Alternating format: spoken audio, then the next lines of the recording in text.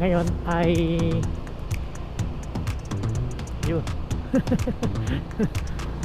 Kung pag-uusapan ang 5 bagay na maaring nagustuhan natin dito sa ating XRM 125, ang unang-una na dyan na ating masasabi ay ang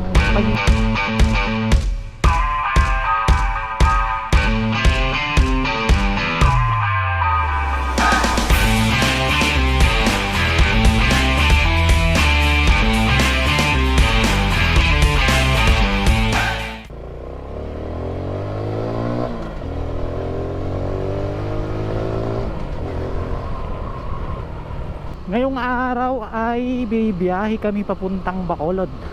Kaya lang, ang problema lang natin, hindi makakasakay ang ating motor. Doon kasi kami dadaan sa may parang dulo ng Masbate. Ang pangalan ng lugar na iyon ay Pulanduta. Doon kami dadaan papuntang Rojas. Pero yung sasakyan namin ay bangka lang, yung medyo maliit lang na bangka. Ang biyahe natin ngayon ay nasa mga 2 oras mahigit, depende sa takbo.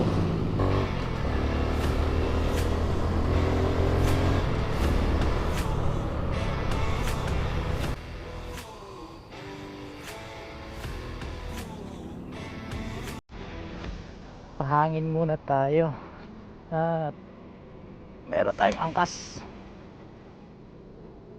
Hindi ko nasukat eh.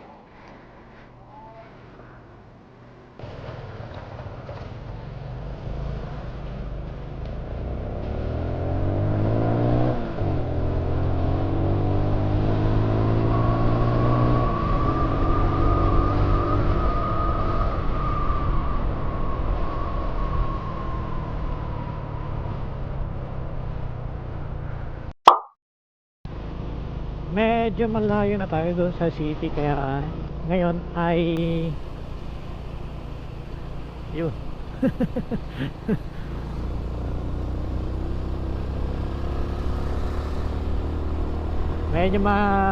medyo kukunti na lang yung mga sasakyan dito. Ito na yung daanan papunta ng Balod, at doon sa may bandang dulo ng Balod, doon pa kami pupunta. Nandun kasi yung sakayan papuntang Rojas, pero mukhang aalis ang sasakyan namin doon ng mga alas 10 siguro ng umaga.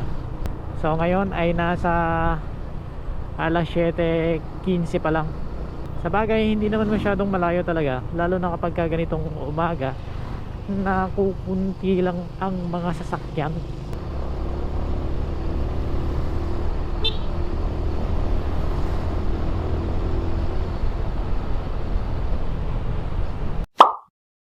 Hindi ko maabutan yung aming kasamang nauna sa ating biyahe ngayong araw.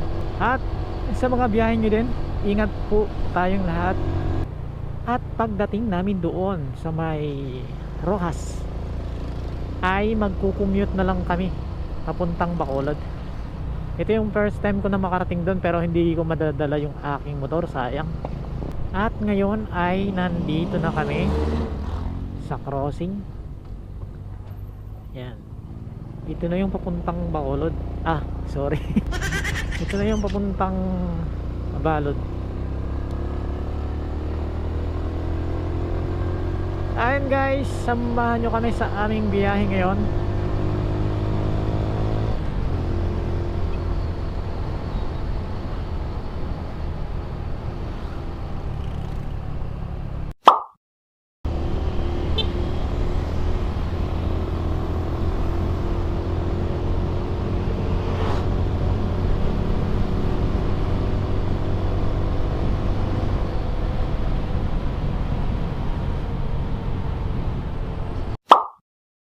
Kung pag-uusapan ang 5 bagay na maaring nagustuhan natin dito sa ating XRM 125, ang unang-una na dyan na ating masasabi ay ang pagiging matipid niya sa gasolina.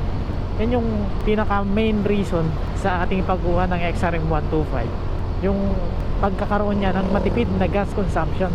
Ang kanyang pang capacity ay nasa 3.9 liters lang, pero yung tipid niya ay solid. Depende rin siguro minsan sa takbo, kaya nakakaabot din ako minsan ng mahigit 65 kilometers per liter.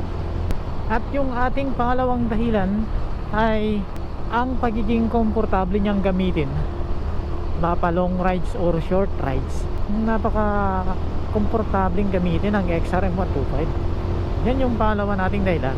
At yung pangatlo nating dahilan sa ating pagpili ng XRM 125, ang pagkakaroon niya ng less maintenance. May mga motor din naman na matipid sa maintenance. Ang XRM ay subok na sa tipid ng maintenance, di ba? Pagdating sa mga kadena, sa langis.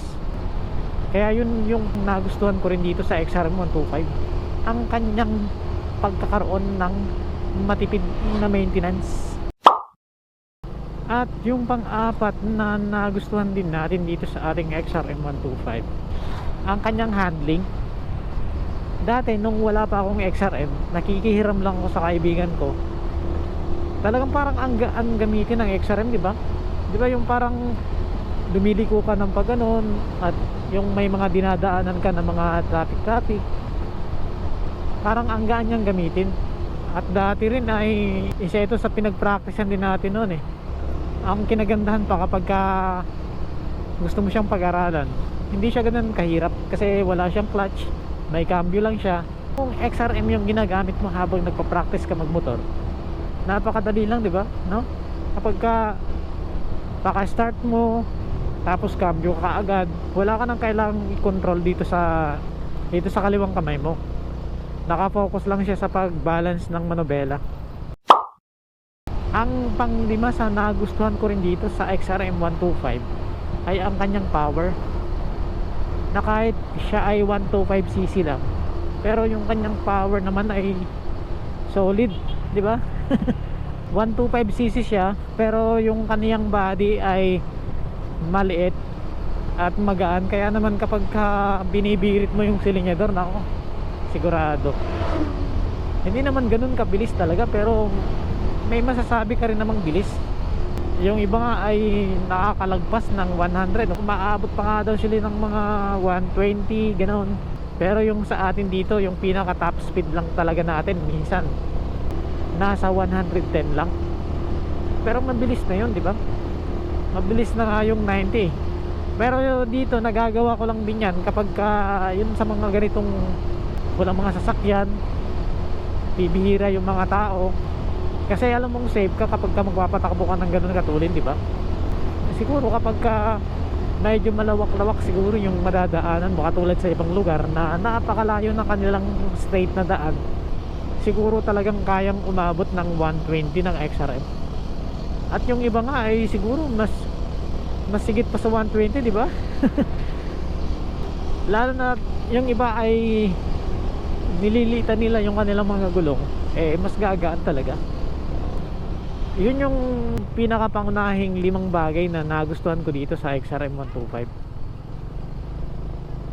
At syempre, kung meron tayong 5 bagay na nagustuhan dito, meron din tayong 5 bagay na hindi nagustuhan.